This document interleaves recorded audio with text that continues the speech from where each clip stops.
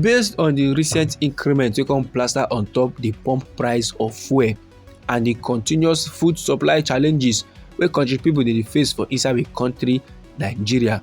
Now ogbonge men for we country Nigeria wey know plenty about the economy and we dey like call those kind pipo economists, dem don sama warning say the number of country pipo below the poverty line, that is the number of countrymen wey dey see shege pass for inside we country Nigeria, e go soon pass the 104 million wey World Bank dem bin project for inside the year 2023. And no be lie my good pipo, the Global Bank dem bin yarn for inside the year 2023 say the poverty rate for inside we country Nigeria e increase to 46%, and that 46% e dey equivalent to 104 million poor country pipo.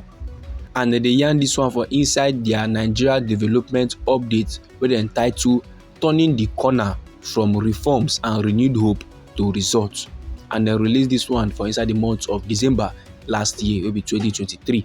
And on that particular day, my good pipo, the World Bank come dey yarn say the poverty rate of we green white green country wey be Nigeria, e don rise from 40% for inside the year 2018 to 46%, and that na sake of say the number of poor pipo e don increase, e don grow from 79 million to 104 million. And according to the World Bank their record, they say slow growth and rising inflation e don bring about additional 24 million pipo below the national poverty line. The number of poor pipo for inside urban areas, those pipo now wey dey more exposed to inflation, e increase from 30 million to 20 million, while the number of poor pipo wey dey for inside rural areas, those pipo wey dey more exposed to inflation, the number rise to 84 million, and na 64 million na e bin dey before.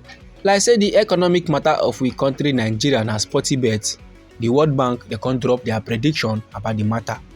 They say the increment now, the increase in poverty rate, e go reduce by the economic reforms of President Bola Ahmed Tinubu from the beginning of the year 2024 till the year 2026. But however, my good people, as I'm talking to you right now, some ogbonge men wey know things and things about the economy, those men who they call economists, on Thursday wey be the 5th day of September for inside this year 2024, they come dey yarn dey give the general public through tori people say the policies and policy decision of this current administration, the things and things wey this current administration of President Bola Ahmed Tinubu dey do so with this latest increment now we come enter fuel price, this one go definitely increase the number of poor country people far beyond wetin World Bank dem predict, because salaries of most country people now e remain stagnant.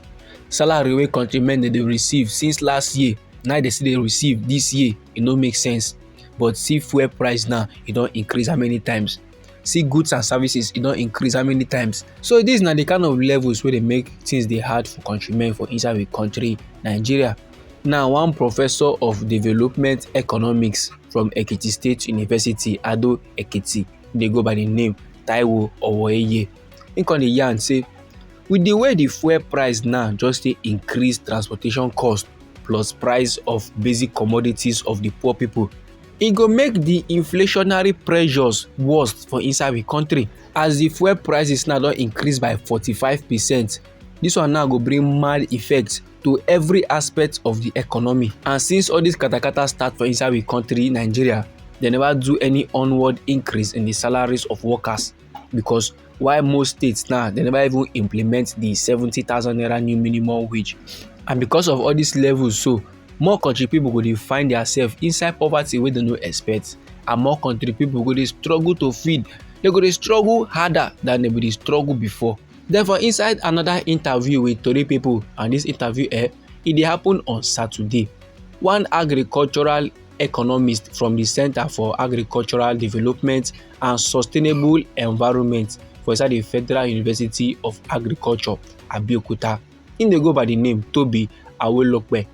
He said the latest increment wey come plaster join fuel price, e go increase the misery, e go increase the shege, e go increase the hardship wey country people dey face, wey poor people dey see for inside we country Nigeria, especially in the aspect of food crisis. Then when tori people come ask am whether the recent fuel price increment and other related factors whether e go increase the number of poor country people to over 100 million.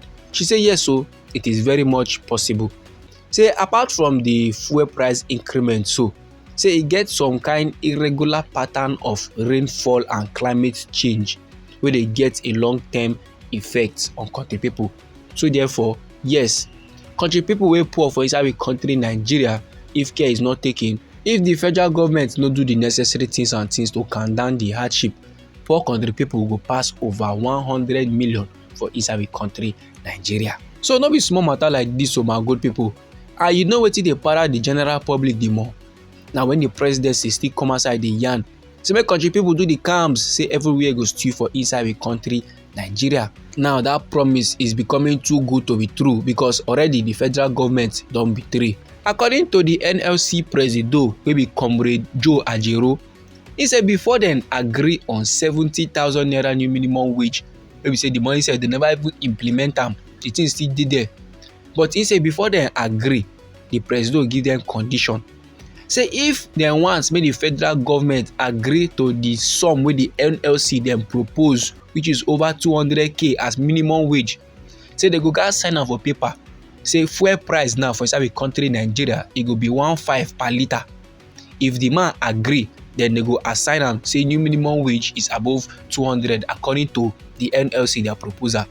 But Oga Joe Ajero now wey be the president of the NLC, he say he no want that kind level because e go bring more hardship to the general public. That na why he come settle down for the 70k because Oga Presido promise am say if na 70k, fuel price for inside the country Nigeria go plaster for the original price wey e been dey before. Now to tell the general public say the federal government they are not true to their word. To tell the general public say the federal government no be people wey dey committed to their word, no be people wey dey do according to wetin dem promise. NLC now don consider one or two things, they come agree to 70,000 naira new minimum wage.